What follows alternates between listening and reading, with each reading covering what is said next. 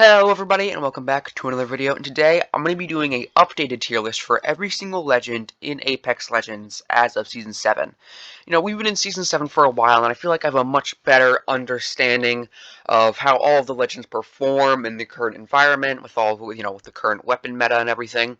So, let's get started. First off, we have Bangalore.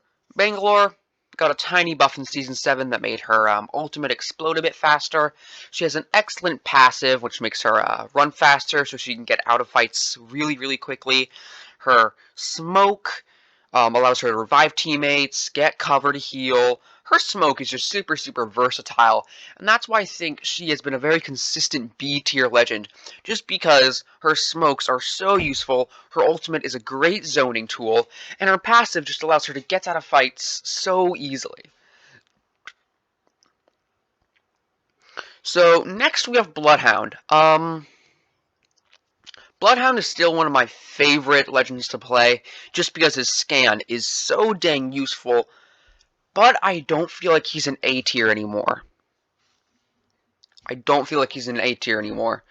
I've been playing Crypto a bit more, and I've realized Crypto is actually a very good tracker. I've come up with some new strategies and stuff to make him a bit more viable in fights, and I'm actually starting to think he might be a little bit better at Bloodhound, just with these new strategies I'm coming up with to make him a bit better in actual fights. That's always been my biggest issue with Crypto, is that it doesn't really have anything going for him in like 1v1. If you send out your drone, you're going to be leaving your teammates behind. But, long story short, I came up with some new stuff. I really think he actually is a very, very good tracker, and the fact that you can get your teammates banners and revive them instantly and scan the survey beacons instantly just makes Crypto very, very, very useful. So he's actually going to be an A tier. Very, very, like A minus, maybe B tier. But for now, I think we're going to put him in A tier. And Bloodhound is going to go in B tier, just because I feel like in the current environment, he's not performing as well. Where a lot more of the fighting, I feel like, is in more open spaces. He really doesn't perform as well as he does in like buildings and very compressed areas with a lot of players, that are very tightly packed together. So he's going to be in B tier just because I feel like he's kind of lost some of his steam in the current meta. Next we have Caustic. Caustic is great. He got his damage increased in the season 7 patch, but they removed the weird effect that you get when you go into a smoke that makes it hard to aim, and it makes everything like waver and look weird. So he's going to be in B tier. He's always been very good for campers. His ultimate is pretty good, especially in late circles. But just the fact that he no longer makes enemies like nauseous, I don't really know what to call it, makes their head spin, it makes their perspective weird, makes everything look weird. That was one of the most frustrating parts of fighting Caustic's gas. Besides the damage, it was always just that weird effect that you get. It made it so hard to aim. But I feel like he is in a much better place now. If you're in caustic gas, or if there's caustic gas in the building that you're fighting in, I feel like you at least have a little bit of a better chance, just because it's much easier to aim now without that weird effect. Next we have Gibby. Gibby's always been in A tier. Actually, no, that's not true. He's been in A tier for a while. He used to be not very good, but after getting buffs that made him revive faster and heal faster in his bubble, he's been in A tier. His ultimate is amazing.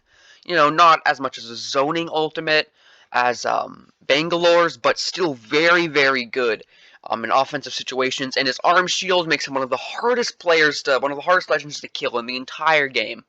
So he's just very, very useful in what he does. Next we have Horizon. Horizon's tough. This is my opinion. I feel like she's in C+. Just because her abilities are very, very situational. Her passive is good. I don't feel like it's going to make a huge difference in fights. It's more of just a quality of life thing. Her tactical is very, very, like I said, based on where you are. If you're not, if you're just in the middle of some random field, or there's no buildings or something, you're not going to get much use out of your tactical. It's very situational. You're not going to throw your tactical down in the middle of a random fight, in the middle of a super wide open area, spread open area. That's just going to make you an easier target, because now you lure them to where you are. It's more useful for getting the high ground, like preparing for a fight, putting it down to get your teammates up somewhere. And her ultimate is probably the thing that I have the most issues with. Her tactical is pretty good just for getting the high ground in fights and stuff. But her ultimate is the most situational thing in the entire game. It's if you throw it down in like a building or a place that's very small, does not have a lot of area to run around, you're probably going to get a lot of people sucked into your ultimate, into your weird vortex black hole. If you just throw it into a random wide open field, you're not going to get anybody. See, it takes a while to activate, and they have time to run away. But if you throw it into a building, or in one of the cave passes, where like the vaults are, let's say you throw it down in the train yard, where the vault is. You throw it down to that cavern. You're probably going to suck some people into it because they don't have a lot of area to run away. So it is very situational, and even then, it's not that great unless you have grenades to pair with it. If you do actually catch anybody with it, and there's so many abilities that can counter it: Octane Speed Boost, Pathfinder's Grapple, Wraith's Teleport, Wraith's Tactical. There's just so many things that can counter her ultimate, and it's so situational. It's just impossible to use in a wide open area. Unless somebody's in a building or some cavern or some compressed space, you're not going to get any use out of it. It's just not very good. So she's going to be in C tier. Next we have Lifeline. Lifeline is still very good. I still think she maybe deserves to be an A tier. Maybe B tier. Her passive is still amazing for what it does. I'm going to put it in A tier. Crypto's going to be at the bottom of A tier, while Gibby and Lifeline are going to be near the top of A tier. For B tier, I feel like Bloodhound should be at the top of B tier. Caustic, yeah, that seems like a good order. Okay. Next we have Loba. Loba. I still think that Loba is amazing. Not only does her ultimate have a very short cooldown, but it is so useful, especially now that you can take unlimited ammo from it. That is just amazing. If you're ever out of ammo, you can just put that thing down. You and your team are instantly filled up. It is amazing. Her tactical is great. While it's not super fast, it is still very, very useful. She's going to be in the bottom of A tier. I think she's a little higher than Crypto. She is 100% in A tier. Okay, next we have Mirage. Every time Mirage gets buffed, for 1 or 2 weeks, he's really good. Until people learn how to tell his clones from him. His ultimate is probably the most confusing part about him. I can usually tell if a Mirage clone is actually a Mirage clone or a Mirage hologram. There's a learning curve. For the first 1 or 2 weeks, everyone's shooting Mirage clones accidentally. Every time he gets buffed, people are completely unused to dealing with these new Mirage clones. But after a while, people just learn how to tell a Mirage clone from a normal, real Mirage player. While his passive and his ultimate are both good, his tactical there's really no way to make it great. I mean, unless you can see through the eyes of your duplicates, which is honestly, I think, the best way to buff him. Because every time you buff his duplicates, there's going to be a learning curve, and people are going to eventually learn to tell him apart from his holograms. So it's really not. He's still in C tier, not in D tier like he was before, but definitely in C tier. Next we have Octane, who has become much less useful ever since Tridents were introduced, and there's a lot more mobility.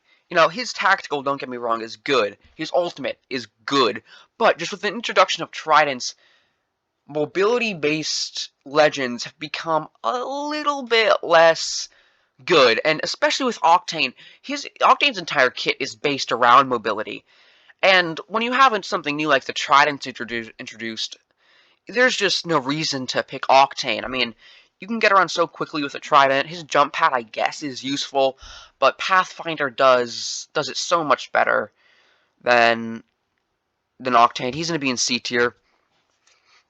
Next, we have Pathfinder. I've been also playing Pathfinder a lot recently, and I actually think he's very good. His grappling hook is very fun, and there's definitely a learning curve to use it most effectively that you can.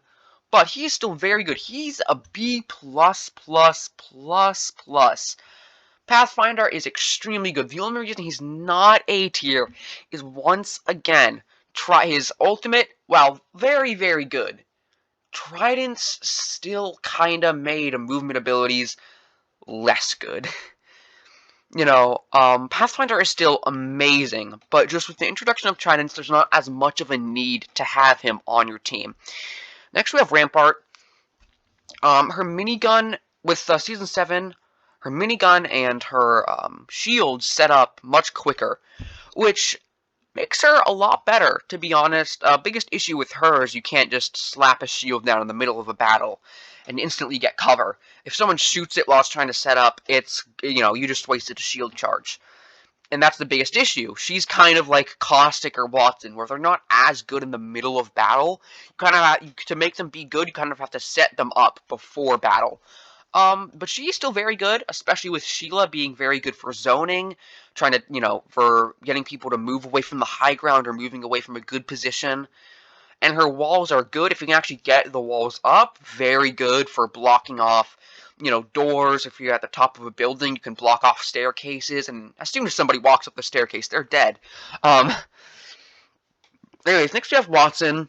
Very unpopular in casual, but in ranked, extremely, extremely good. Just because her ultimate is so useful for just blocking grenades and keeping your team safe. And her fences actually got a damage buff, which they needed because, I think I've run into a Watson fence like 10 times. They're very easy to spot. It's not like caustic traps where you run into them all the time because they're hidden. They're very easy to spot, but she is still S tier. Not as much in casual, but in ranked, she's just so useful. She's such like a requirement to have in ranked. Anyways, next we have Watson. Wraith. Next we have Wraith. Wraith has always been amazing. They've nerfed her time and time again, but just the sheer potential of both her tactical and her ultimate are so useful. And I know what I said. Movement abilities are becoming less important with the tridents being introduced, but her ultimate is way more than that.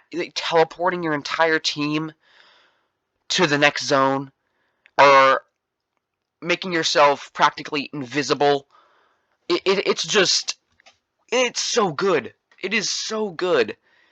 And her passive will literally tell you if somebody's aiming at you. Will tell you if there's a caustic trap nearby. Her passive is, I feel like, the most underrated part about her kit, but it is just so good. Next, finally, we have Revenant. Very bad when he came out, but he's gotten some buffs, and I think he's actually in B tier. Let's see here. I think he should go right above.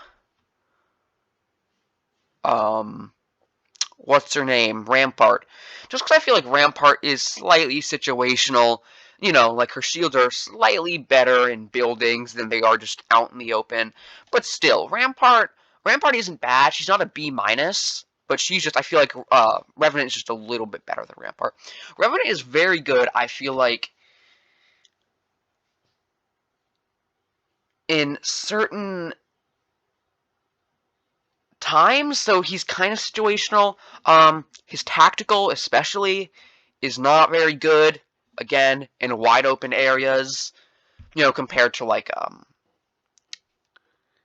Bangalore's tactical and ultimate, which are very good in wide open areas.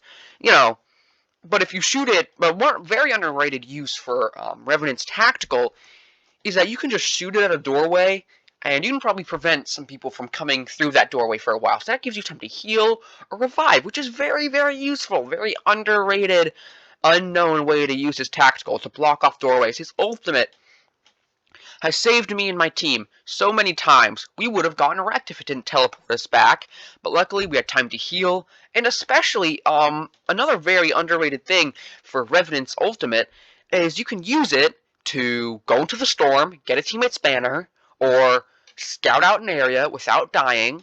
So he's just very, very useful. Of course, I feel like his tactical isn't exactly game-breaking. I feel like against a Wraith, his tactical definitely will impact a Wraith more than it will impact, let's say, a Crypto or an Octane or a Loba, but still, very, very useful for blocking off doorways, and just in general, against Gibby especially, disabling his arm shield is very important to killing Gibby. So, he's in a B and B tier. So yeah, that was my updated Season 7 tier list. My last one got almost 1,000 views, no, more than 1,000 views actually, which I'm super, super happy for. Thank you guys so much. Really, really appreciate that. And this is just my personal opinion. I feel like this is definitely a slightly more ranked-based tier list. With Watson in S tier, Octane a bit lower, Horizon a bit lower, Crypto a bit higher. This is definitely a more ranked-based tier list than casual. If this was a casual tier list, Watson would definitely be a bit lower. So yeah, that's gonna be the video, and I'll see you guys next time. Bye bye.